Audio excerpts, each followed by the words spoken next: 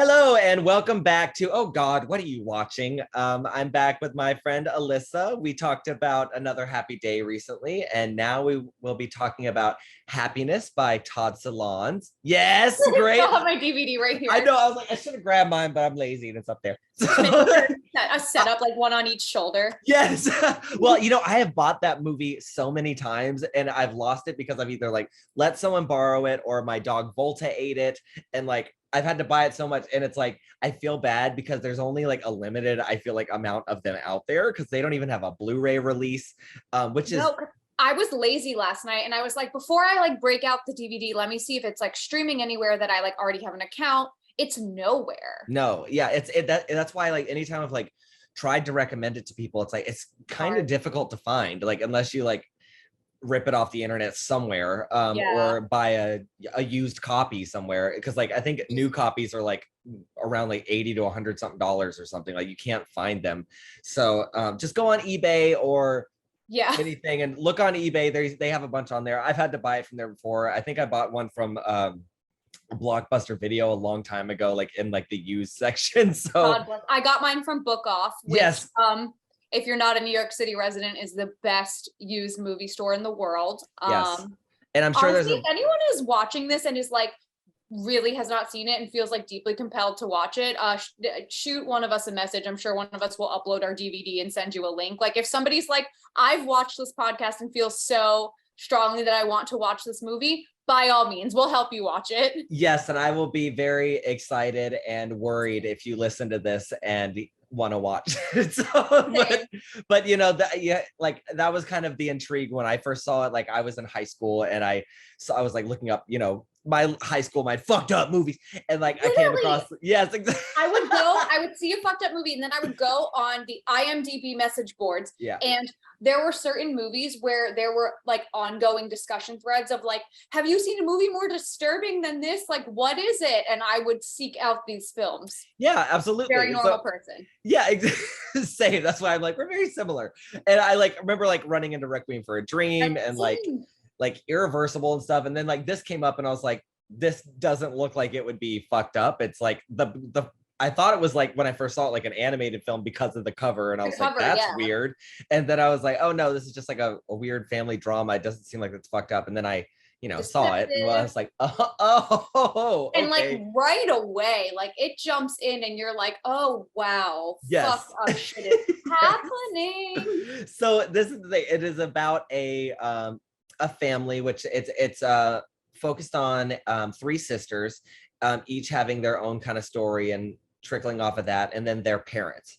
So this is by Todd Solondz, who does a lot of really fucked up, movies and satires on just like American life and American families mostly. And American family. Yeah, if you've seen like Welcome to the Dollhouse, he did Wiener Dog, which was like one of his most recent ones with Danny DeVito, and Ellen Burstyn was actually in it.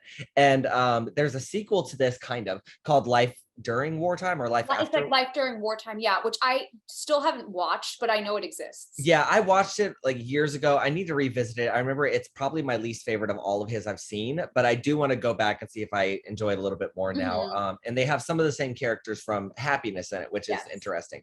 And some of them are played by different people this time, right? Yes, that's the thing. And he does that in Wiener Dog too, where like Dawn Wiener is actually in Wiener Dog, but it's played by she's played by Greta Gerwig, which is interesting. And it's great. Would definitely prefer Heather Matarazzo, but that's because I would always prefer Heather Matarazzo. I'm like, why didn't you just get her? What was she doing? I was like, I don't know. Came back for Scream 5. I'm sure she would have come back for Wiener Dog. I'm like, maybe there was some like off-putting thing between her and Todd Solondz, but I was like, I don't think so, because that's like such a huge part of her career and she brings it up and stuff like that. Oh yeah, I think she's really proud of it. Yeah, and I met her and I was like, I love Welcome to the Dollhouse, and she was like, oh, and she must get like, she probably like primarily gets like, I know like, because I follow her on TikTok, Princess Diaries, which was another favorite movie from my youth. Yeah, and that's something I know a lot of people know her from, and weirdly like Hostel 2, which I had never saw because I was like, I get it. If you've seen Hostel 1, you've seen Hostel every part. Yeah, exactly. So okay, so this has a very big another cast that's very kind of impressive. So we have the grandparents which are like Ben Gazzara, who's been in a bunch of films. He like passed away recently, and he was like in Dogville, which I like mostly remember him from, but a lot of other things. And the mom is Louise Lasser, which she was in Requiem for a Dream as Ellen Burstyn's friend. Yes. Yes. She Who was. helps her dye her hair. And they both live in like does it say where they live? I know it's kind of like an old people like resort kind of situation. Right. But then I also, it felt like that's Florida. Yeah. But I also know that some of it at least takes place in like the New Jersey, Yes. New York City metropolitan area. Yes. But I do think it is purposely vague because this is just so many families in America.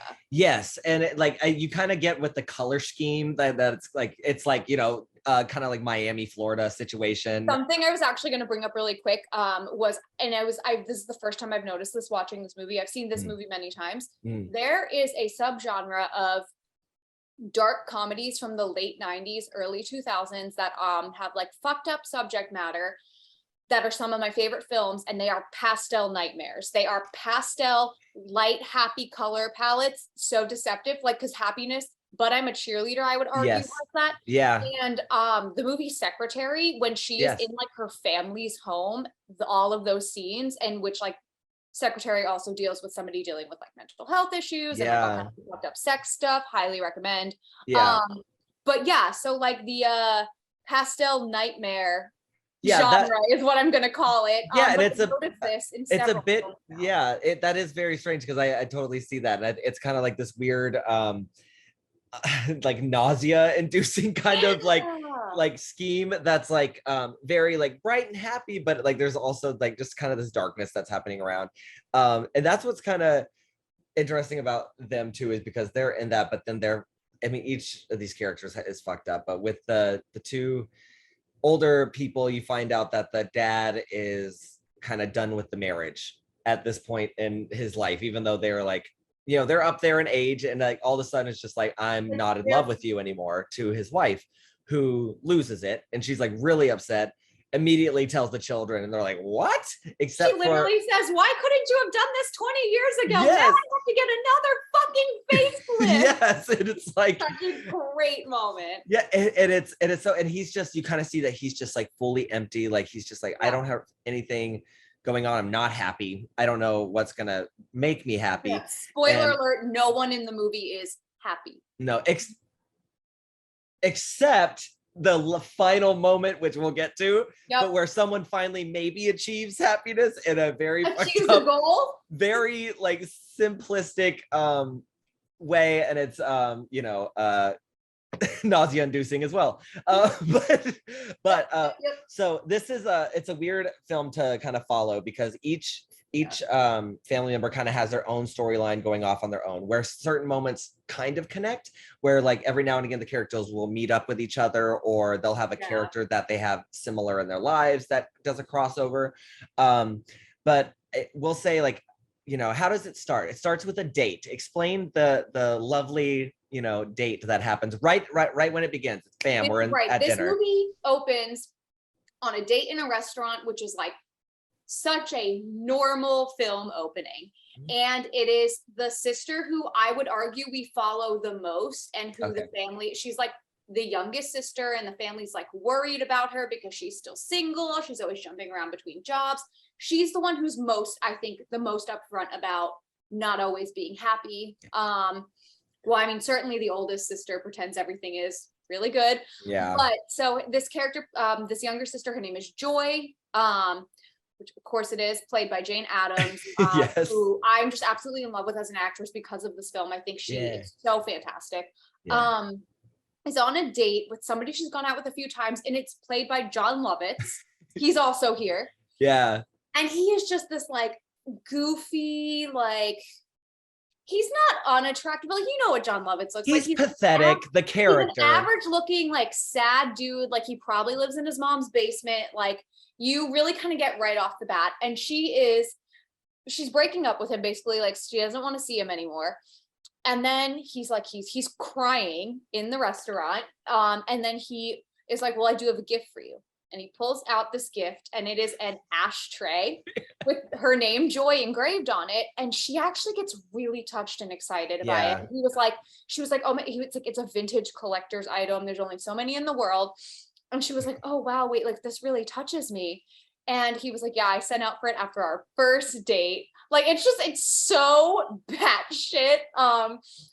And you know, I don't know if she's really reconsidering, but she's at least like, oh, wait, this is nice. Like, you're thinking, oh, maybe it's a nice way to end it. Yeah. And then he takes back, he's like, but it's not for you. This is going to be for the woman who loves me. And I know you think I'm no good. You think I'm shit, but you're shit.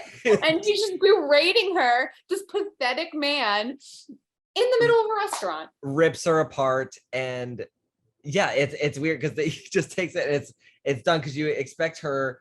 She has kind of this, well, I feel like she breaks up with him for like, you know, superficial reasons. Yeah. And, you know, but she also is like almost equally as like, you know, she sees him as like maybe pathetic, but so is she. She's very mousy is how I would describe her. Yeah. And well, she has this, you know, she has this thing where she's like, I want to be a musician. I want to be like, I have this music career that she's working on.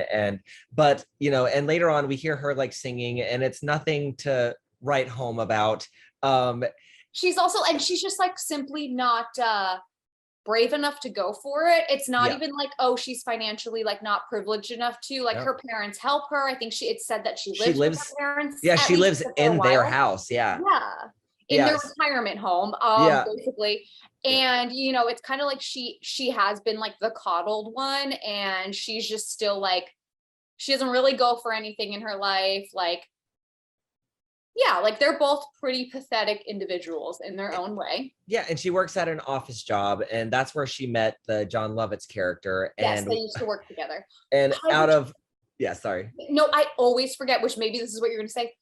Her two coworkers who you see in one scene are played by Molly Shannon and Anne Harada. Yes! And they are so funny, so amazing. I'm obsessed. That's the thing I was about to say, like, out of all the scenes, there are so many amazing scenes in this, but this one is one I always remember, where she gets a call, and it's because I think she gets a call from the police first and finds out that the police first. Yes. Okay, and the police, you know, they found out that the character just watched Andy. His name is Andy. So he, which is perfect for the conversation that comes up too. It's like, what was that guy?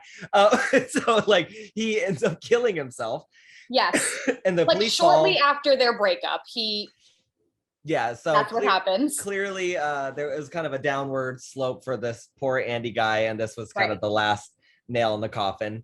And so she finds out about this basically at work, or previously, and she's at work upset, and their coworkers, Molly Shannon and Anne Harada, they're just like, oh my god, what's the matter? She's like, oh, Andy died. They're like, Andy? Who's Andy? He's like, he sat over there. Just like this most like, and they're just like, oh, I don't think I know him. Was he like tall? And they're like, no, he was like kind of short. She's like, I don't know. Did you know? And they kind of get everybody involved while she's kind of having this like breakdown. And Molly Shannon's like, oh, I'm really sorry, Joy. Like, I don't remember. Did he work here long? Like, he must not have worked here long. And Joy's like, oh, about a year and a half. Yeah, I know. And so like no one, like he's just like super, and it just is very upsetting because of just like almost how insignificant he was to like the people around him. And you could tell that, oh, then this must have been what helped drive him to where he went. And so she's sitting here like crying while all these people are like, do I remember him? Oh yeah. Like the way you would talk about like, oh, I ran into somebody in the restaurant and I don't remember where I know them from, except you're talking about a dead person. Yeah, who just died, and this person's clearly upset, and they're just like, oh, I think I remember. And they kind of like try to throw out these like these features about this person and stuff, and they're all incorrect. Yes, and it's just wild. They get this other guy involved too, and he's like, oh, I think I do, but I'm not sure if I remember, but I think I could remember there was someone who worked here one time that I may know that could be him. And it's like this really awful thing. And then I think she gets a call, and the mom's like, you fucking bitch, or whatever, you piece of shit, fuck you, I can't believe you did this and stuff. So then she is like, I gotta quit my job. So she ends up quitting her job, and she wants to do something good, and goes to work at this like facility where she teaches like immigrants, kind of, I guess, coming into the US and trying to help them, I guess. I don't think we ever actually got her like what she's actually teaching. I always assumed it might be like English. Yeah. I think she might, there might have been like a passing mention that she was like helping them like fine tune their English as they were coming into the US. But that also, I could have made that up. I remember from watching it last night, but you know. Yeah, I know. I'm like, I don't remember the specifics of what she does because we don't ever actually see her really teach, I guess. You just see the students giving her a lot of shit. All of these adult students. They miss their old teacher. They're like, where is she at? Why are you here? And it's because the teachers at the school, they hired Joy because the teachers are on strike because they're not getting benefits and fair pay. And so she crosses the picket line to go teach, and they're like calling her a scab. The first time she was in school, they started throwing lettuce at her. It's so funny and ridiculous. And she was like, I am not a scab. I am a strike breaker. I love that. Refugees.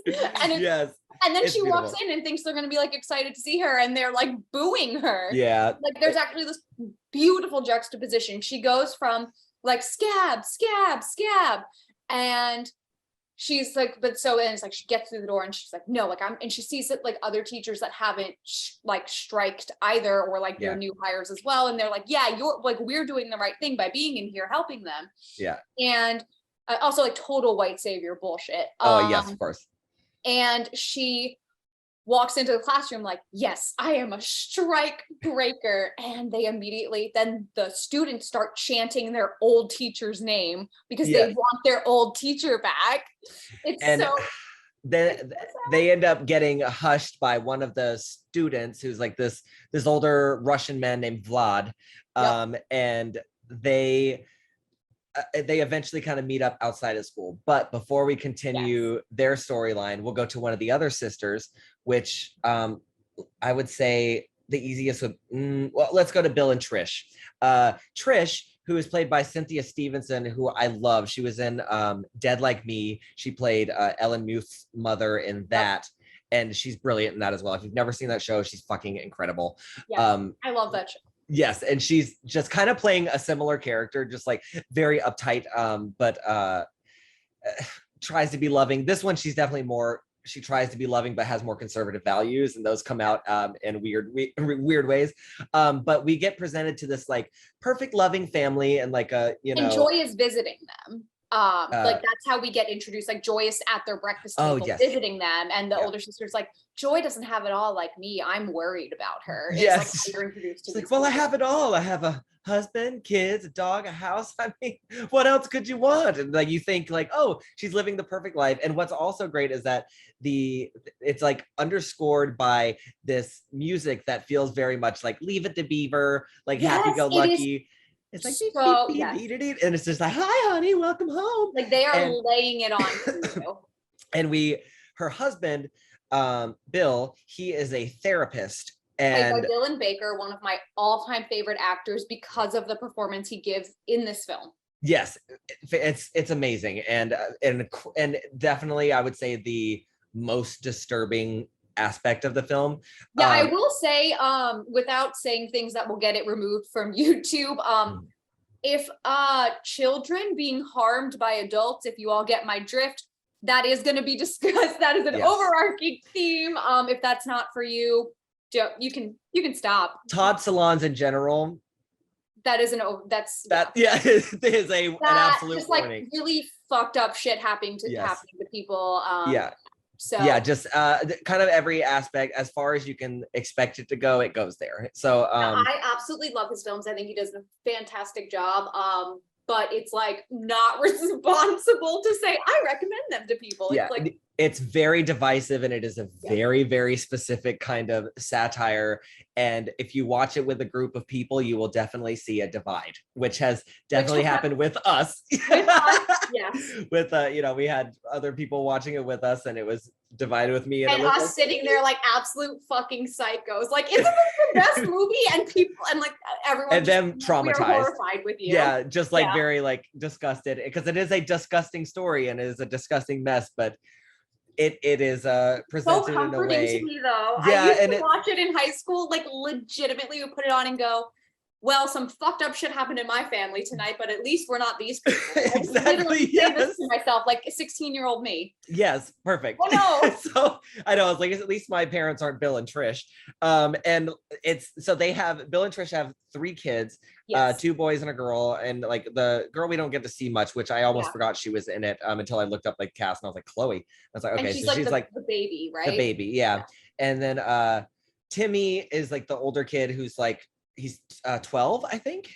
Yeah, he's like middle school aged. Yeah, he's not a like a teenager yet. I know because they like bring this up later. And then he's like Billy starting to enter puberty is a plot point for him. Yeah, and so he's going through some like kind of growing up in school and stuff like that. And Billy is like the middle kid. We don't see much except for he's just kind of like a like little brat. Yeah, he's like a little bratty like elementary schooler. Yeah, so they just kind of like scoot him away, and he's like running around the house like playing with like toy guns and shit.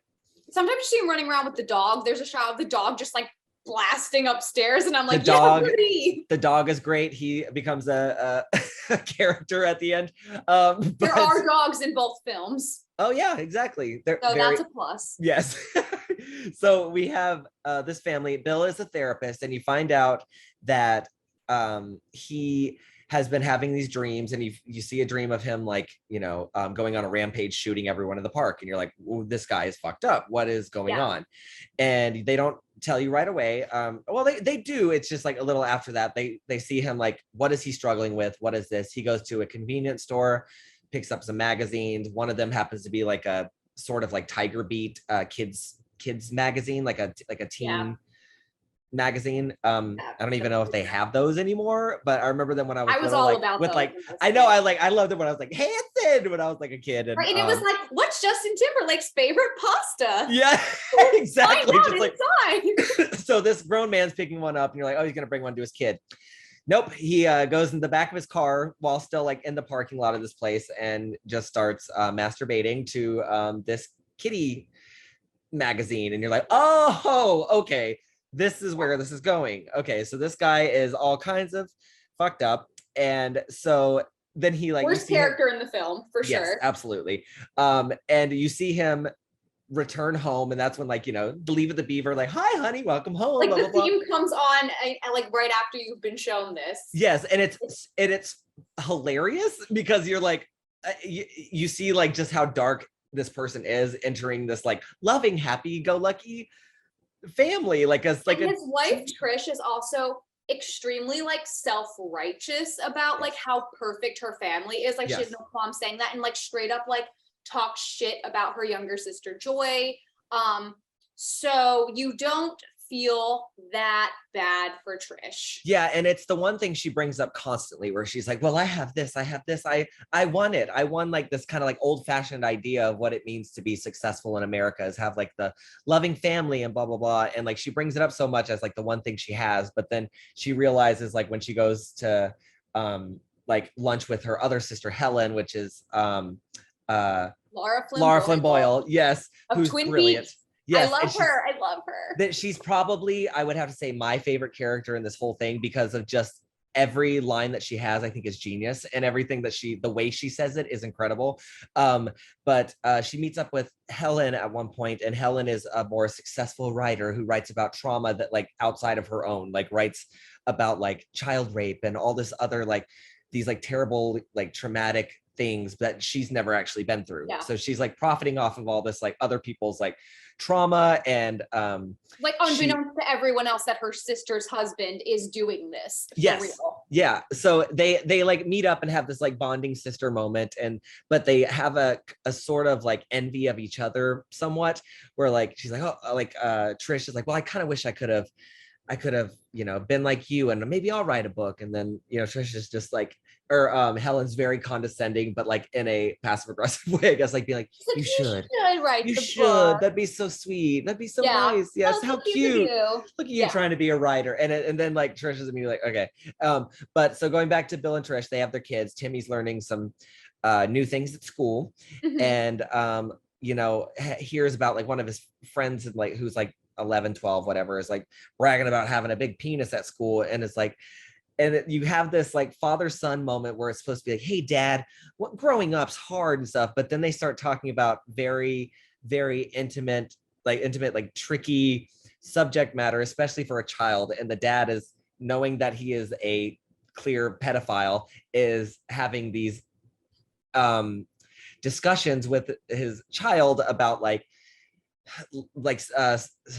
about sex and about like he's like asking his child anatomy. like have you tried masturbating, like what do you do? And it's like it starts almost as like if this man wasn't a pedophile and he wasn't going this far, it would be like a nice supportive like healthy open relationship, but instead it is the absolute opposite. And you're like, please stop asking your son these questions, and you're so scared for the son and so uncomfortable. And you see it turn like at like moments too where it's like the kid's like, well, like, I mean, how big is your penis? Blah, blah. He's like, well, I never measured. And he's like, well, you want me to measure mine? And then the kid's like, no, thanks, Dad. And then you hear like the la, la, la, and they like hug each other. And it's like, thanks for the talk, Dad. And it's so demented because it's like presented like this, just like this wholesome family show moment. But it's like the subject matter that they're speaking of is not a comfortable thing. I would say, like you said, if we didn't know where this dad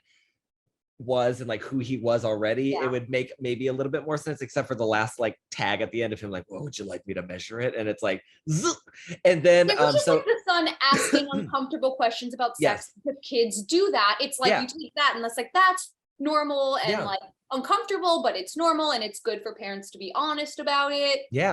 But then we just go careening towards disaster. And we know too much about the dad already to even find this to be remotely comfortable. So it's like they make sure they establish the dad as a pedophile before the son starts asking questions, which is like obviously so smart, because then you are, it's immediately like clear what is going on here and why this is extra fucked up.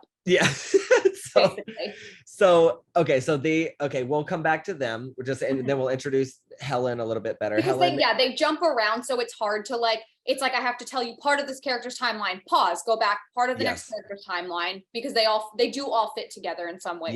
Yes. And Helen is the successful sister, Laura Flynn Boyle, kind of dresses like a 90s fashion model. She's you see her like, having sex with these like big muscular dudes and stuff, but she feels empty inside. Like she doesn't really have cool and uninterested. And that's like, and you can tell that's like a personality she's like adopted as like her kind of like celeb view, I guess, of like how she wants to be perceived. And she like drops like these big things about that too, where she's like, well, this is like who I am, and it's like this is who I have to be. And and there's like a moment where she's just like, oh there's something missing in my life. I don't have what I want. Everything feels so empty. And she's like, why wasn't I just like raped as a child? And like, and then like falls on the bed, like, no. Right. She's like, if only I'd been assaulted as a child, I'd be a better writer. And it's so funny because you're like, you watch that and you're like, that's a man wrote this. This is really far out there. But then I remember this is a real life thing. A couple of years ago, Lena Dunham, who I am not a fan of, literally said, I wish I had had an abortion because I would be a better artist. Yeah. And it's like, okay, that's the thing. It's like, there's these fucked up ideas and concepts, and it's like, they throw them into these people's mouths and you're just like, that's ridiculous. But it's also not, because there are examples of people like this, and it's like in another happy day it's like, oh, this family is so absurd, and it's like, okay, but there are families like this. It's like it may be not something you're used to being, I guess, immersed into, but like these are people, and it's very uncomfortable, and you don't want to see these kinds of things or know that people have these thoughts and ideas, but they are out there. I mean, and it's very disturbing. So Helen is a mess, very empty. She lives in an apartment building, a very nice apartment building, which I find strange, because I feel like she has the money and like has this like beautiful view and everything. But then we see like her next door neighbor, who is Philip Seymour Hoffman's character. One of the other best performances in the film. And I adore him so much. And oh my God. Yeah. And it's great because like I love Philip Seymour Hoffman, and he's playing like the grossest character. And his name is Alan. Yes. And he lives next door. He is a very kind of like dumpy incel kind of character. Yes. He works in an office as well, and he lives and his room is, his apartment is very like dark and shut off. It's like kind and of it like looks very bare bones, like it's like a little apartment, mattress on the floor, like yes, very sad and lonely. Yes. And he's his like pastime kind of activity is going through the phone book, calling up hopefully trying to reach women so he could talk to them on the phone and masturbate while he tells them really fucked up shit. Yeah, and like tries to get them to talk to him and say stuff just so he can get off for a quick second. And so he's a real winner. Yeah. No, he's also which goals. Is important, he is not only Laura Flynn Boyle's Helen's neighbor, he is a patient of Dylan Baker, who is obviously not helping him. Yeah, and that's when we first get introduced, I think, to Bill and Alan at the same time during one of their sessions. And Bill is listening to Alan, and Alan's like, I'm so boring. Why doesn't anybody like me? I'm just kind of nasty, blah, blah. And then he like drifts off to Dylan Baker, Bill, who's like going through his grocery list of he's I need literally to go pick up milk. I need to get some laundry detergent, and like literally not listening to him and stuff, which I think is just, it sets up both of them pretty well too. And then we see later Bill is also in therapy the therapist. Where he's like talking to his own therapist about his like dreams of mass killing. Yes. I don't think he ever admits to the therapist that he is a pedophile. Oh yeah, we never get to that.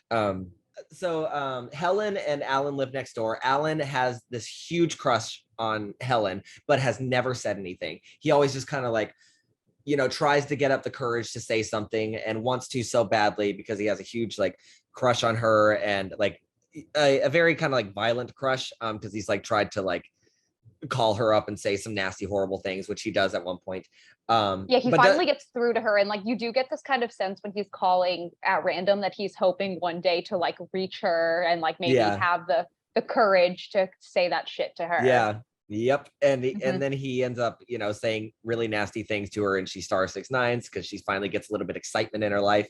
Right. And it's like, that is not what you think is going to happen. You're like, oh, this woman's going to be like, this man is disgusting. He is below me. And then she calls back and she's like, tell me more. And that's the thing. Yeah. She doesn't know who it is. She just likes to be talked to like that, because I feel like she's like, she wants something exciting, wants some kind of like adventure and like something different. Some like she's like seeking like a traumatic thing to happen to her. Because like nothing. She thinks that would make her interesting, because she's not. Like she just has she like makes her money and her living off of other people's lives and stories. So she's like, I don't even have my own thing. I've made up my own whole personality. So she thinks the way to be interesting is to have something gross and violent, I guess, happen to her. So now inside this apartment, there is also another woman. Her name is Christina, and played by Cameron Manheim. Who's amazing. I love her too. Spring Awakening on Broadway fame. So, which I was so happy when I saw her. I was like, yes! Same. I had the same experience. I was like, if I bring you strawberry ice cream, will that be weird? So I was like, because her character eats it later. So Christina, Cameron Manheim's character, comes in like, is trying to like, I guess, form some sort of relationship with Alan, because you can tell that there's some kind of interest there. She is lonely. Maybe she's just looking for friendship. And Alan wants nothing to do with her, and she's like, I have 2 tickets to whatever sports thing they're talking about. So she knocks on his door, and before she says, I have 2 tickets to the sports game, this is how you introduce her character. She's like, the doorman Pedro, he died. He was murdered in his apartment, and his penis is missing. Yes, like Philip Seymour Hoffman's just like, oh, that was a good impression. Which is what he like painfully mumbles a lot. Like, this man is barely making it through life. Yeah, he's just like the whole time. It's like almost like he's like really drunk all the time, but he's not. He's just like just very schlumpy, very in himself, and doesn't really like to speak outwardly, except we finally get one moment of that really at his office when he finally reaches Helen on the phone, and like one of his coworkers comes by. Did you see that game? He's like, haha, yeah. He makes these calls. He not only makes these calls from home, he makes them from his office cubicle. He's like muttering into the phone. He's like, I'm gonna fuck you. And he's like in a cubicle. Back back with Jane. Jane is now meeting up with Vlad from Russia, and he ends up wanting to drive her home after she had a really bad day, you know. Yeah, she's like crying on the street walking home, and he pulls up and he's like, "It's Vlad, this is my taxi, I drive it." Yeah, and he's like, "I drive you to New Jersey," and she's like, "We're in New York, it's so far, I don't think you realize how far it is." He's like, "No, it's okay," and takes his cab, drives her back to her home, which is her family home, because her parents are now like at their vacation spot or whatever. So she's like, I guess now takes care of the family home because she has no other option. And that is not entirely clear, but there's just a certain point where you stop seeing her or like cohabitate with her parents or hearing that she lives with them. And it's just like, oh, the parents have moved on because they're divorced. They're getting divorced. It's like trying to connect all the little dots and stuff. And you realize, oh, she's like alone in this house. And so he comes there and he ends up like kissing her in the car because she's just kind of like, I'm trying to leave and try to go home, have a good night, but he's like has other things in mind.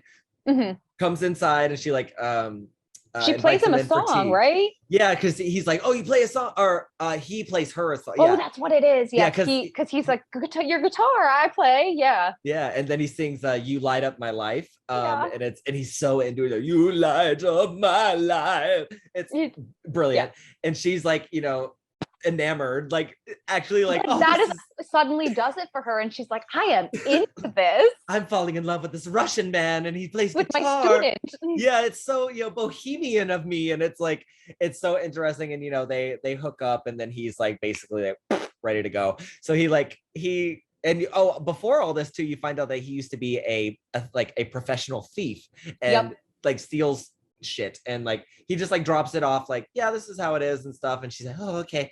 But she's like, oh, that must have been just back in Russia. So then, you know, she has this whole moment with him, and they leave, and then she goes back to class, and no one's there except for I think one person.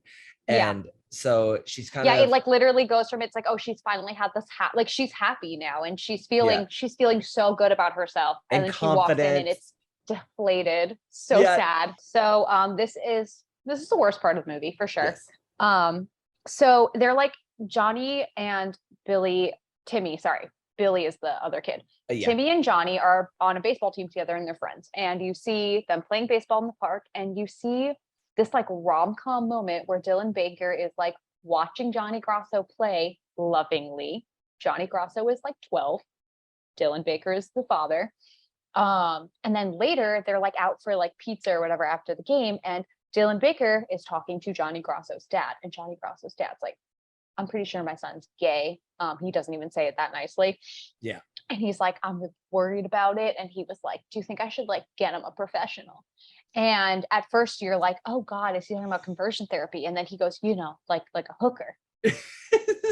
And Dylan Baker goes, oh my God, no, ew, he's 11. Like, yeah, he's 11. Oh, yeah. And you're like, oh, okay, well, at least Dylan Baker's put off by that. But you're like, but wait, I remember. And then at that moment, Timmy and Johnny come running up, and they're like, Dad, can he sleep over? And Johnny Grosso's dad's like, yeah, whatever. And they like run away all excited. He was like, oh, our sons are like girls, like very disgusting macho. Yes. And then that's when Dylan Baker decides that he's going to drug Johnny once everyone's gone to sleep, and and I will say the movie does a fantastic job of portraying that very heavily and very clearly without actually showing you anything. Because like that's like we don't need to see that. We don't need to see an adult and a child in that scene. Plenty of information and everything to know exactly where it's going. Yeah, and it's done. It's still incredibly disturbing because of everything leading up to that. It's like fades when he's like eating the sandwich or something. And then it cuts to Dylan Baker and Bill and Trish in bed together the next morning. Yes, and she like wakes up like, why? I felt like I slept hard. Like, what happened? Like, and then she's like, did we have sex or anything? And he's like, because it's also a thing that they haven't slept together in their marriage in like years. Yeah, and they pretend like they're okay with that. They're just like, and neither of them is. Yeah, right. No. Yes, and so they kind of like try to start some sort of thing, because I think he's, you know, clearly been relieved from last night. Now he's like feeling a little bit on top of the world and okay, and it's like, yeah, sure, I'll have sex with my wife, I'll get it out of the way. But then they get interrupted by Billy, like, wake up, good morning. Yeah, like runs in with like a water gun or a play gun God. or toy or whatever the hell he's playing with. Never having kids. Oh, I would be so pissed. Like, get the fuck out. No, I can't handle it. No, I just can't deal with children that I cannot give back when things get difficult. Exactly. Like, no, thank you. No, thank you. So I guess that morning, like they all wake up and they're having breakfast or whatever, and Johnny is starting to feel a little like ill, and yeah, he's like, can you bring me home? Yeah, and Timmy doesn't want to play with him anymore because he's kind of girly. I don't really get along. He literally tells his dad afterwards. His dad's like, oh, do you have fun? And he's like, yeah, I mean, Johnny's okay, but he's kind of girly, right? So it's like, that's kind of like, they're not really going to be friends anymore at this point. Yeah. So Johnny ends up throwing up at the table, and it's like, clearly something is wrong. And and of course Bill knows what that is, and Bill is like, oh, I'll take you home, and they have like a car ride home, and there's like this moment where it's like Johnny's like in the passenger seat, and he's just like, you're really nice, and you can see that he's like, I think, still feeling the effects of like the drugs as well, because and he kind of starts to like fall asleep on Dylan Baker's shoulder. No, on his lap, right? Because he kind of starts on his shoulder there, and then it goes down, and then it's like, it's just like, it's just wildly uncomfortable. So then so that whole thing is kind of as is, I guess, for the time being. Right?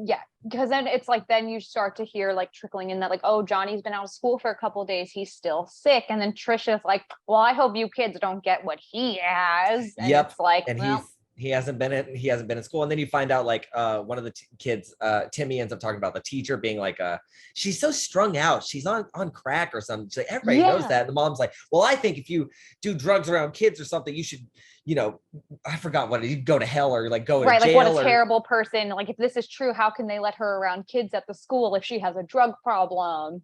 Yeah, and then so at the table, like at the dinner table, Timmy also references that the kid that he was talking about earlier, who has like an 11-inch penis or whatever, that he's been home alone. His family's on vacation. And his parents just leave him alone when they're out of town. Yeah, and he's like, can I do that? Why can't I stay by myself? He's like, you're not old enough. He's like, once you're a teenager, then you'll be old enough. And so then he this is Bill's idea of like, hey, the kid's alone at home. So then he goes and, Right. It's like something has been unlocked now that he's done this, and it's just getting even worse and blatant. And so he just drives there in the middle of the day. Yeah. And enters the child's home. Yep. Mm-hmm. And so does that. And then the kid's like out of school for a while, because he doesn't show up for a test. You find out later. I'm trying to, there's another conversation that happens. Because so Timmy learns about the word come, and learns about like what that means, and he asks his dad in another father-son moment, and is like, what does this mean, what is that? And the dad's trying to explain it, and is basically telling him to like touch himself to learn how to do that, and he's like, just keep practicing basically, and it'll happen for you. It's another one of those want me to show you kind of moments, and then he's like, no thanks, dad. And like, of course, Timmy is like taking it as like, as innocently as possible. No, thank you. That's okay. Right. Like, thanks, Dad's just trying to be helpful, but I don't think I need that. Yes. And so you're like, just like, the whole time watching it. And so, there's 3 of these moments with Timmy, and the final one is like absolutely devastating. I remember like crying when I first watched it, because it's so uncomfortable. It's the kid, the child actor is incredible. The fact that he went through and like performed this kind of scene like this is unreal, mind-blowing. And the fact that someone's parent let their child go through this scene also with another person is like definitely questionable. Yes, and we will get to that part. But with Jane's kind of story is pretty straightforward. She's not gonna really go anywhere, is not probably gonna achieve happiness. She ends up going over to Vlad's apartment, and there's I think several people living there. And she sees the woman there who came and beat her ass, and she has a like black eye, and she's clearly been abused.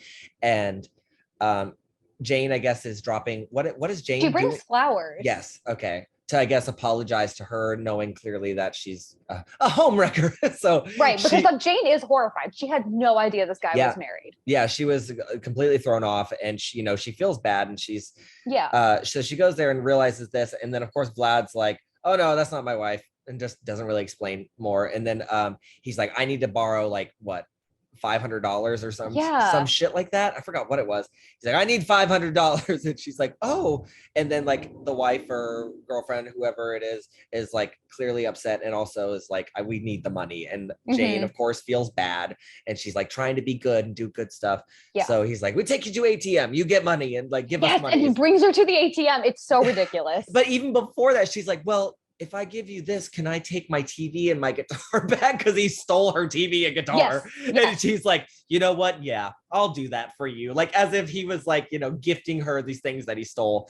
Yes. And then he takes her to, the thing and like she gives him money. Yeah. And then it's like kind of done. But then it in turn turns her kind of like into a xenophobe at the end where she's like, well, maybe I should be out there striking because screw these immigrants coming in here and ruining our lives basically at the end. And you're like, okay, so you didn't really learn anything. Right. Like, oh, don't be naive and don't like trust random men or whatever. Turns it into they're the problem. Yeah, exactly. And that's her aha moment. It's really disturbing too. Where it's and like, it's no, so girl. Fucked up because she's one of at first you're like, oh, she's not likable, but she's not like villainous the way some of the other characters are. So but then she just has this very unfortunate, like that's her growth. Yes, exactly. Her downward growth. Yes, exactly. So she thinks she's like learned this thing and she's like trying to be like a good person, but she's like, oh, see, it'll get you screwed over by just the immigrants who come here. And it's like, okay, well, the wrong lesson was learned, girl. Right. So, and that's kind of where her story comes to an end. It's like, it's dragged out a bit more and stuff, but it just like kind of goes the gist with there. Of it, yeah. They all, and then we have mom and dad, good old Lenny and Mona, who live in wherever Miami the fuck. They're trying to like do a sort of like trial separation thing, I think. And Mona's, who is like devastated at first, is trying to get on board with the fact that she's gonna be single again. So she's like, can you sleep out on the couch? This is what my lawyer's telling me to do. And he's she's like, you wanted this, so get out of the bedroom. And he's like, okay. So, and he's just kind of empty. And she thinks he's with this other woman, Diane, who's kind of like the hip old lady of the retirement home community. Yeah. Like, and she's like, sexy Diane. Yeah. And she's like, drinks and kind of like, is like kind of like, not, I wouldn't say parties, but like is like kind of the life of the old people and is like I guess sees herself as like the icon of the community. And she ends up like hitting on him and trying to get with him because she's like the loose one around and she's trying to get with him. And I think there's always been some kind of sexual tension between them, at least on her side. And so she invites him over and you can clearly see that she's like, I don't want to be surrounded by these old people. I still want to be young and beautiful and hot. And like, I want to be like, I still want to live my life and enjoy stuff. And she's like sick of kind of being in that community and she wants to hold on to that youth. And she tries to end up, hooking up with Lenny. Yes. And it doesn't pan out. And he's, tries it, but he's like, I don't feel anything. This is he's like essentially just like lost the ability to feel anything for anybody. Because even in the beginning, the mom, Mona, is like, is it somebody else? And he was like, no, like there is nobody else. He literally says, I want to be alone now. Yeah. He's essentially like, I'm done with other people in my life. It kind of reminds me of the grandfather from Another Happy Day, where they're just kind of like a bit detached and over it. They're like, well, I'll probably die soon anyways. And that's, later on you see him pouring a fuck ton of salt on his food, where you're like, after his doctor was like, don't do that. And it's like, he's just kind of given up. He's like, I'm done. I've done life. He's like, let's speed up the process. Yeah. And he's just like not into it anymore. And so like and then you find out that wasn't Diane, she ends up having like a stroke or something, right? And like ends up in the hospital. So yes, like the young happening one. Yeah. So and she's like, and it's upsetting because she's like trying to hold on to her youth as well. And she's like, I don't want to die here. And you feel bad for her too, because it's like she's still like, she's not ready. And then she's the one who has like the stroke. We don't really know I don't think we know if she passes away or anything, right? Right. No, they don't. Yeah. I think that's the end of seeing Diane, I think. Okay. And I love the part where Mona's driving and sees Diane like jogging down the street. She's like almost like he tries to hit her with the car and then she's like, ah. Yeah. So it's like she's like wants to kill her. But their kind of story ends like there too, except for like the final moment with the family. So Helen has her whole thing with Alan next door and it's like, I want to get this, whoever the stranger is. She doesn't even know it's Alan. She's like, I want him to come over and, like he said, like fuck me and come out my ears, all this like nasty stuff. And she's like, I want this person to like basically abuse me and treat me like the trash that I am and stuff. So she's like, I want you to come meet me. And so he, before he does that, he meets up with Christina, and Christina ends up, is this where she tells him what happened? Because don't they go to dinner first and then he goes, okay. So she ends up being like, I gotta, after she like, he ends up getting really drunk at one point. And she like takes him into his house, like, or into because his he apartment. like, she like comes to his door to talk to him and he passes out. And she's like trying to help him back into bed. Yeah, and she like lays him down on the bed, and there's like this moment of like connection, even though he's passed out, and she's like on top of him, and she's kind of dressed like an adult baby doll. It's like you can tell that there's like an innocence to her and stuff, and which that has to do with like kind of the style and clothing that are in his movies in general, just like how these people are dressed.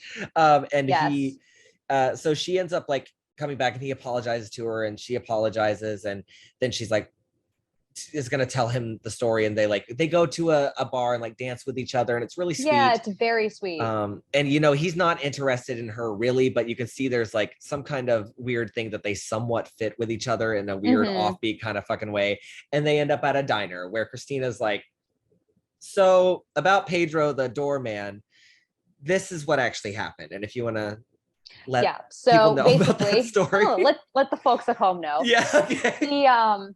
Pedro, she said that like she was always nice to Pedro because like he was the only doorman that didn't like make fun of her behind her back. Like she's a plus size woman. And she was carrying groceries home one night, and she had a bunch of heavy bags, and he noticed that and was like, can I help you to your room? And she was like, oh sure, thank you. Or to your apartment. And she's like, yeah, thank you. And she was like, and he was, you know, kind of like, basically, this isn't how she says it, but like she, in today's term, she was like, hey, he was giving me kind of like weird vibes. He's like kind of like really focusing intently on her in the elevator and shit. And she was like, but I thought he was just being friendly. Like I'm friendly. She lets him in. He puts she's so great. Sorry, this whole moment is fantastic. Yeah, she's incredible, and it almost comes out of nowhere because she's such a small character at first, and then it's just like, oh wow, she's incredible. And they're like eating and trying to like, well, at least Alan is trying to wrap it up at the whole time, and the person's like, oh, do you want dessert? She's like, I'll have a strawberry fudge or strawberry sundae with like chocolate fudge or whatever, and then he doesn't get anything, so he's just like kind of like dealing with she's this like, story. no, I'm about to confess some shit to you. So, you don't even know what's coming, sir. And during this story, she's eating like strawberry ice cream, just like while explaining this story. Yes, while explaining that they get the groceries inside, and she goes to like look for cash. She's like, oh, I should tip you. And he was like, actually, and he says it in such a creepy way, what I would like more than anything before I leave is a scoop of your strawberry ice cream. And she's like, oh, okay. And basically he forces himself on her. It's really horrible. And then you see him dragging her to the bedroom, and then you see them on the floor too. You see the aftermath. But then she goes, and like, that wasn't the worst part. And then you see her go like, oh, kiss me again. And you're like, wait, what? And then she goes, but it was just a trick. And she snaps his neck. And she's like, I cut him up into little pieces. They have been in my freezer, and I have been slowly disposing of them throughout the weeks. Yep. And this whole time she's just like eating her ice cream, just like, and then I decided to, you know, chop up the body and just like eating it, just like, but you know, kind of casually. Yeah, you go, girl. Like, and that's the thing. It's like, it's this like horrible thing, but like he did something so horrible to her, and then she like chops him up, and the way she's like casually talking about it, and then she's just like, you must think I'm a monster. And he's like, Alan, who's sitting there listening to it, he's just kind of like, okay, no, this is fine. She's like, we can still be friends, right? And he's like, yeah, sure. And it does, like, he has this unspoken, I think, moment of realization too, of like that the way he treats women is not that much better than how Pedro treated his friend, who he does care about now. And then, you know, the whole story about like Pedro like missing his penis and stuff, and she's like, no, I didn't want to touch it again. She has like this outburst. He's like, wait, so did you cut that part off too? And she was like, no. And so it's like that she just made all of that up. But we find out later that she indeed did, because like the police end up like, I guess, explaining like, or Helen brings it up, where she's like, yes, She was like, did you hear? She was like, the doorman in my building, because like remember, like they all live together. Yeah. They all live in the same apartment building. But so then a little bit after that, Helen and this is where we should go next, right? Helen and Philip Seymour Hoffman's character. Oh yes. Yeah. Decide to see each other in person. Decide to like reveal their identity, see each other in person. At Helen's apartment. Yes. Yes. And so actually all it amounts to is them sitting on the couch, very like you just see them sitting like very totally apart. Yeah, on opposite ends of the couch. I think there's like opera playing. There's like some sort of like classy music playing. And she's just like, she turns to him, she's like, this isn't working. I am not interested. He has this like slow like hand kind of going, like you think it's gonna be like with the opera music as well too. It's like and he's like slowly moving his hand over, and he's gonna get his moment and it's gonna be beautiful. Yeah. And then he's just like, all right. So he leaves and he ends up going back to Christina and just is like, well, you know, he had his like moment of trying with this person that's, you know, out of his league or something. But also like realizing the thing he thought he wanted was not like that. It was all built up in his head. It was never going to work out. And also like realizing that like the right, you know, like the right person is right in front of you. Yeah. And then there's this beautiful moment. Yeah. Yeah, well, it's also like during the like the diner scene stuff, she explains too that she's like she doesn't like sex. That's not her thing. Yes. And you know, and especially after having this person like force himself on her, it's not helping anything. So then it's like, and then you have this guy who's like so aggressively sexual with like his like fantasies and stuff, and them coming together. They have a very sweet moment where he goes over there and they just like they get in the bed together. It's also her room is like a little girl's room almost. Yeah. And she like, they both kind of like get in bed and just like, they face like back to back, they face right? up. Yeah. Yeah. And he is in his full clothing. Like he's, like not even like, oh, he's in full pajamas, like just a full everyday outfit. Yeah. Just laying next to each other and stuff. And it's a really sweet moment, even though it is like, you know, disturbing what they have been doing and like, or just like their stories in general. So they kind of like, it mostly ends there with them, correct? And so they kind of also, in addition to that one other character, they kind of get the happiest ending. Yeah, and in their own weird little way, it somehow works for them, and it's like it's kind of cute. So you're like, okay, is it okay? So then Johnny Grazzo is like at home, I guess like the following day or that day, and like you see him like he's like just used the bathroom, and he looks in the toilet, and then goes to his family. He's like, there's blood in my BM, and like you're like, oh Christ. So then you know, you see him in the hospital, and the police are trying to ask him questions without like being completely like on the nose with though they know what happened. They're trying to figure out maybe how it led to that without worrying the child. And then the dad blows up and is like, you've been raped, and like screams, and it's this really intense moment. And it's horrible. And like, and then and like after that, there's like a dinner with Bill, Trish, and their kids. They're like having dinner at their house, and I can't remember if the phone call from the dad happens first or if the police happen first. Is it the police visit first? The police visit, because then they come and you know Bill's trying to act like he doesn't know. They're like, oh, they're like Johnny Grazzo, something's going on with him, and then there's a great moment where the police are just like, okay, so let's and so anyways, and then Bill's like, yeah, let's talk about, and he brings up the other kid's name that he Ron visited. Farber is the other kid.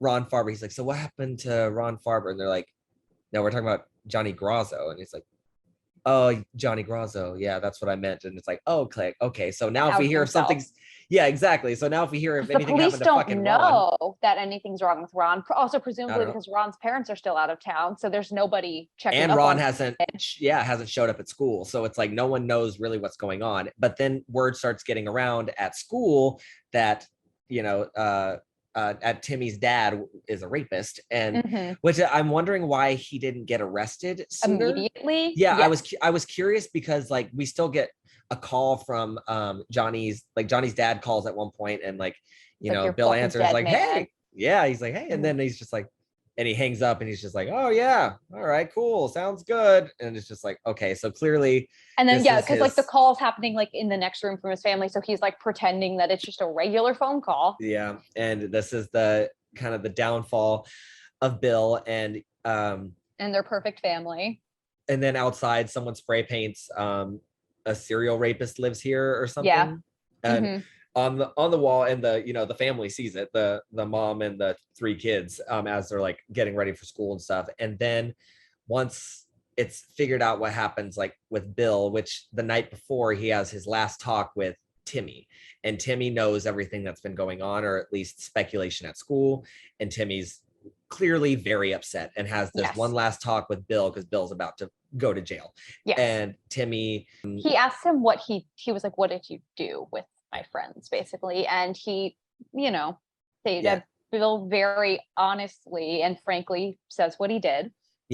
And he's a bit held back at first, like he's like says like fondle, and then like later on I think Timmy is also like what does that mean? I think he like doesn't really understand still what it all means. And as this is happening, like Timmy's like his tears were like building up because he knows he's about to get like the actual dead like answer from him and stuff. And you can see him be like, what does that mean? And it like builds and builds, and he's like literally about to just like, it's all about to come true for him and be real for him, and it is horrific. And so the dad says that he like had sex with his friends basically, and and then Timmy has his last moment of like, are you going to is this something you would ever do to me? And then his dad's like, no, I wouldn't. I would probably. And you're like, oh, well, that's something. At least Timmy knows that. But then he's like, I would probably just jerk off. And it's like, and that's when Timmy loses it. And it's just like, it's the most upset. And, Bill is also upset. And it's like this horrible situation. And it is devastating. And that's the end of that, because the next day you see the family leaving and without Bill. So they're like the kids, the mom and kids, and I think even the dog maybe. Because the dog definitely goes with them because the dog. So and this is like, and then like 6 months later, we're at the family. I don't even know if it's the family's house or they have a new place, but it's like. It's like maybe like the mom's new place in Florida, I think is what it is. That makes sense. Yeah. Yeah, like Mona's new house. So that Lenny and Mona are basically separated, but they're still, civil, and they have a whole like family like lunchtime at the little condo. So Helen's there, Trish is there, Jane is there, Lenny, Mona, and Trish's like all children. of the children, all of the daughters are single. Yes. Now. Like they're all by themselves. And Helen has always been the one to try to set people up. So she's always trying to set Jane up with someone. And she ends up bringing up, she's like, I think there's a person in my building who would be perfect for you, she's talking about Philip Seymour Hoffman's character, who has already had a phone conversation with Jane where he was like, unbeknownst to everybody. Exactly. So she's like, I think this would be great. And then Trish is like, what about me? And she's like, this one's not right for you. She's like, why not? I like different kind of people. She's like, trust me on this. Trust me. Yeah. This is what for Jane. And it's so condescending, right? Because she's like kind of being like, yeah, I know this whole shit happened with your husband, but this guy's a loser, and so is our little sister. Yes, exactly. And Helen has all these like comments during this moment that I think are fucking brilliant, because then they bring up Christina and what she did, and where she's like, yes, and this girl who lived in my apartment chopped up our person, put his like penis in a they found his penis in a baggie, and they were like, oh, baggies, I use baggies. She's like, we all use baggies, which is one of my favorite. That's why it's so relatable. And I was like, that is the fucking funniest, because he like delivers it with like such just like they're all so like, wow, oh my god, we all use baggies. This is so like they are so sincere about it. Yes, it's so ridiculous, and it's one of my favorite lines too. And then another one comes up where like Jane is talking about her, her life, and she's trying to get things going, and she's like, I forgot what makes Helen burst out laughing, but like Jane says something like, oh, I think things are getting back to normal, or things are going to be good or something, and Helen's like, and she's like, I'm sorry, we're not laughing. We're not laughing at you, Jane, we're laughing with you. And Jane's like, I'm not laughing. No, she's like, wait, she's literally like basically saying like, oh, I think things are kind of hopeful. Yeah, very sincerely. And Helen does that, just bursts out laughing in her face, and I love her. She's like, I'm not laughing. And it's just also because it's Laura Flynn Boyle and the way she plays that role, like, makes it so good. She's just a stone cold bitch, and it is amazing. And it's so great because she's so sincere with what she's saying. And she's like, "This couldn't possibly offend you." Like, and it's like, you don't realize how terrible you are. And then she proceeds to say, like, such a terrible thing to say to anyone, but especially like your sister. Yes, exactly. So it's great. And Lenny and Mona, they're separated. Lenny is like, he's like, no, I don't want to date anybody. I'm alone. That's how I want it. And you see him like dumping salt all over his food. Trish is, they don't talk about kind of like what happened. They just know, no, Trish is single now. And she's like a single mother and having to deal with, these kids. And she doesn't have it all anymore. She's like, on the dating scene, hopefully soon. And then we see Timmy outside on like on the balcony, like deck area. And he's looking down at this woman sunbathing, and she's got like big breasts, and like she undoes her, her bathing suit top. Yeah. And this is like, you see him kind of like, in his face that like, oh, he's clearly like touching himself. The wheels are turning. Yes, exactly. So, and you see that, okay. You see that he like relieves himself, and you see, semen dripping down the like thing, the balcony, like banister railing, thing. whatever. The railing, yes. Yeah. And then the dog comes up and licks it up. And Timmy is clearly relieved. Dog comes in and licks Trish, the mom, on the mouth. She's like, oh, give me kisses the mom. So ridiculously unnecessary, but so fucking funny and gross. Yes. And because it's like, we've already gone to all these places, we might as fucking well. I know. Exactly. It's like, might as well end it with an absolute gross out moment. And Timmy comes in and everyone's like, oh, hey, what's going on? Basically. And he's like, I came. And he has just like this happy, just like, oh, finally, like a bit of happiness. And that's where it cut to black. Like, that is the end of the movie. So, it ends with that one bit of happiness, and it's with single with moment Timmy. of like pure joy. Timmy achieved something, and something that he desperately wanted to achieve, which may be a very simple thing, but he got it. And bless his heart, he got there. It's so fucked up and so ridiculous that I wish I want to be in just like a large room of people watching this and just see exactly. I can't imagine how the premiere of this went down, because poorly. I know so poorly, because I know it had to have been one of those very divisive things where people like had to have walked out. I know it was like it was NC-17 when it came out, I guess, and like it was heavily talked about. Which was a pretty big deal in the late 90s, I feel like. And they like kept it like that. It wasn't anything they were like, well, we're gonna make it rated R for audiences. It's like, no, this is how it is. Right. There was never like a cut version for theaters, which I mean, like you like it's one of those movies that you can't, like, you would have to remove entire plot lines. Yeah, exactly. So that's the thing. It's like there's too much going on for it to be just like rated R. So yeah, it's very weird. And it is something I always like, if I recommend it to someone, it is someone I am very, at this point, back in the past when I would like, I would recommend anything to anyone. At this point, I have a bit more of a filter. So I'm like, well, I would look into it a little bit. If you want to know like certain things, I was like, I should give you trigger warnings because there are certain things, but if there's some people that I've known like that watch all kinds of stuff, I'm like, go watch it. This will be your sort of thing. Otherwise, I'm like, I don't know. I was like, it's a very dark comedy. It's very funny to some people, but it is not as maybe as welcoming as maybe the photo looks or anything. It's not right, and it's like you deceiving. Can like, like, I think people are like, oh yeah, I totally understand like dark comedy, and you're maybe picturing something like Another Happy Day. Yeah. And like not realizing just how much further it goes. Yeah, I think the last couple of times I've like posted about like loving this movie, like I've posted about it on like Instagram. I've said like message me for trigger warnings if you're interested in this movie. Yeah. Oh, see, like another roommate of mine, neither of them have seen this, but I had a friend over recently who watched Welcome to the Dollhouse, and he was like, oh, tell me when and he loved it, and I was like, I was really excited. I was like, oh, if you love that, then you have to watch Happiness. Yes. And so I was like, well, I'm watching it for a podcast coming up if you want to come over. So he came over, and he was like the perfect audience for it too.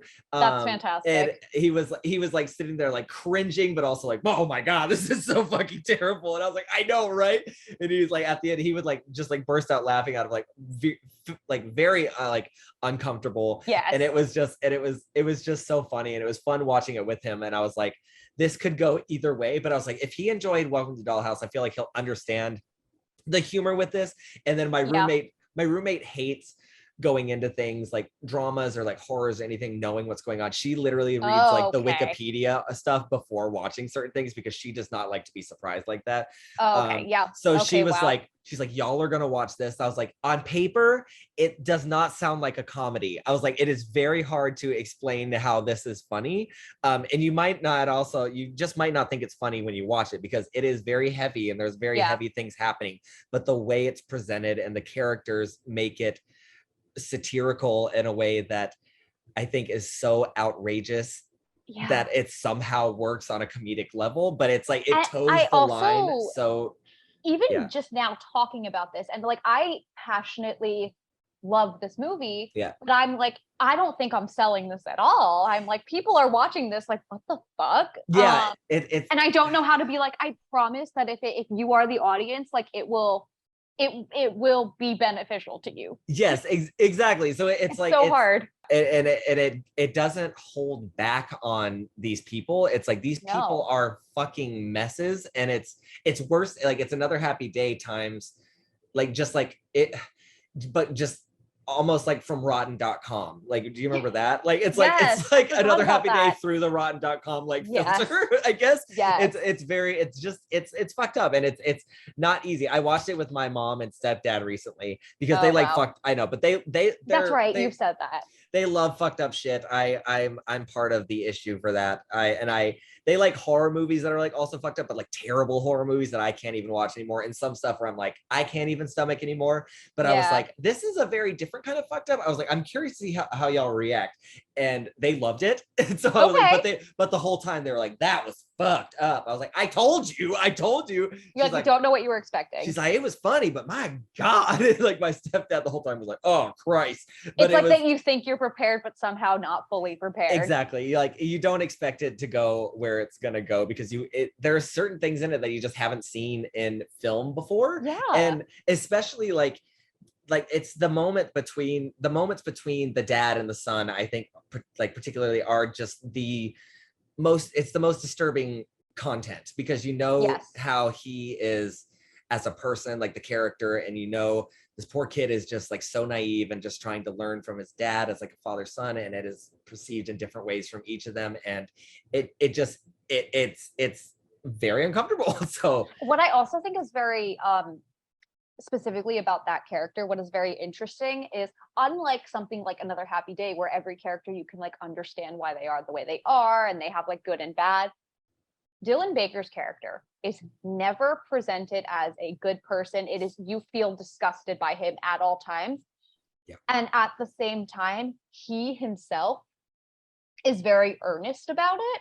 Yeah. And so it's just like creates this like deeply, deeply unsettling and like somehow three-dimensional portrayal of this kind of person that is really, really not something I have ever seen before. Yeah, because they don't like make him this like kind of like like horrific caricature. It's like that's why it's interesting when they have like the music playing of like the Leave It to Beaver kind of thing, because he fits that mold so perfectly. But the stuff that it's like if you, and I keep bringing it up, but if you're watching like Leave It to Beaver, like the dad, if you're like watching that character, it's like seeing all those moments and then knowing that this person's also like a pedophile, knowing that it's like if you knew the other scenes of Leave It to Beaver, that you didn't see, and it's like that they're like reapplied to it, and it's like this it changes the character, but you still have this like idea of him as being like the middle class like perfect father, but is completely fucked up, disturbed, and disgusting. And it's like this duality between the two things where you're like, I see him as being like in another world a good father, but he's so fucked up in the head. Right, it's like if you extracted this. Yeah, and it's like he plays the part well as like father, and then but he's not. there's more to him than that. But I don't want to keep you any longer. I'm so glad we got to talk about both of these fucked up families and including our own. So right? it's been the real through line. Yeah, exactly. Is that we relate to, you know, varying degrees. Well, I was gonna say, I think if I can leave on anything about specifically happiness and why I defend this movie so much, and like I joke like, oh, it makes me feel better about my own family. I would like actually have a really hard time when I was younger watching like Full House and shit. I was like, it would make me feel bad and inadequate because my family didn't function like that. Yeah.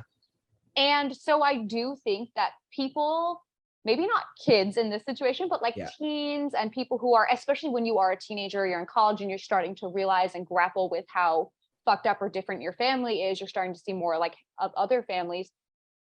People need to see art that does reflect the ugly parts of their lives. Yeah. Or that like, you might think like your family is fucked up and they are, but like the family that always looked so perfect, like they could be Bill and Trish for all you know. And I think absolutely. It's really important. Yeah, I totally agree because that was another thing too. I used to watch Full House and like Leave It to Beaver and fucking Home Improvement and all that shit. And like the Brady Bunch. Yes, Brady Bunch all the time. Like I loved the actual show when I was younger, and it just like was wholesome and sweet. And I was like, not to say like mine was like horrible, but it was definitely different. And there was like, well, okay, I would just always remember like how like sitcoms and like obviously sitcoms like now you grow up and you realize like they're like this on purpose, but like sitcoms like they. You know, the conflict is wrapped up in one episode and it's silly and everybody, you know, and it's like, right, even just simply like being in a house where the communication is off the wall and things are always very like messy and crazy. And you're like, well, I don't see that on TV. I see things that are like, and also just like the cis white hetero, like shit that like doesn't actually apply to a lot of real people. Yes, absolutely. Yeah, that's it. That's what's interesting. That's why I also love like, I am a big fan of like coming of age and like family drama stuff because I think there's exciting things to relate to in most of it. Yes. Doesn't matter like who it's about. I think there's always a way to connect to it. And even when it goes in the darker kind of situations though, I'm like, this is stuff that I wish I, you know, saw, I guess, more of growing up, just because I'm like, this is a little bit more relatable. And you can kind of see that, oh, other people go through this and that it's possibly not a good situation where like it seems normalized in your own life. And then you take a look back, especially like people who do get older and then they're like, finally have this like adult perspective that's like, oh, now that I'm not like a child and, you know, being like, unfortunately ignorant to a lot of this stuff, I look at it now and it's like, oh, this was not good. This is not right. This is not any situation like a child should be going through. These are not situations, and you can see how it fucks up another person while watching them like through different art pieces and being like, oh, this is movies terrible. Help us process trauma. Yeah, I mean it's true. Yeah, it does, and that's why I've become so obsessed with movies, and where I'm like, I want to hear other people's stories, and I want to know what's going on with other people, just to like, I think it helps you understand other people, and I mean that is to like, you know, to different degrees and stuff as well. But I think it's still very, very helpful. Like, cause there are things that I had to unlearn from like after like growing up so much. And a lot of unlearning for me came from movies and like watching so many and being like, wow, I never thought of it that way. Or I never saw this. And it's something that I wouldn't just like watch and be like, wow, and then just like it would escape my mind. It was something that would stay with me. And that's why every time I'm like watching something, like when I was younger, I would watch the most fucked up things because I was like, I want these things to stay with me. I want to remember these things. I want to use them like to an advantage, like to help me like, you know, process different things and also like understand people and just try to give it just like more energy into connecting to other people. And that's what this helps me do. So, and along the way, I've learned to appreciate other aspects of it. And it's, you know, shifted from just like storylines and acting to going to like how these films were made and like the different ways that they can, you know, do this and not just like through line narratives and like play with narrative. And right. And like how we've talked so much in both movies about like when music just juxtaposes like what's happening and like how, these like technical aspects that also do that same thing that we're talking about. Yeah, and it can change a whole perspective. Like if you were to take the music out of like one scene, it would just be like, okay, we already know about this thing, so it's kind of like disturbing. And then when you add the music, it's like, oh, gives it a little lighter touch to it and changes the whole idea behind it. And that's something I think it's exciting to see from a lot of things. And then there's sometimes where I'll notice music and be like, this should have not been in here, because it kind of ruins where I was like hoping this kind of move would go. Right. It can also be the complete opposite. Yes. So it's interesting to see where that fits into your kind of perspective and what you seek in each different movie and stuff like that. So there's all kinds of fun elements to discover. And that's kind of why I also want to do these things and like pick movies and like that people may not have actually like spent a lot of time on, and stuff that people don't talk about a lot, because like, I don't think we need another podcast on like, Marriage Story or Parasite, because everybody's done it. Like there's other movies out there that need more attention, and that's why I'm like trying to get some more stuff out there. Even some of my favorite movies, like I did not pick something from my top 5 because I'm like, I don't need to, like, is it fun to analyze some of these movies? Yeah, absolutely. I don't need to analyze Scream again. Like we don't need to talk about Goodfellas. Like these movies are in the canon. Like and that's and those are also fun. That's why even for like when Halloween comes up, I want to also like focus on things that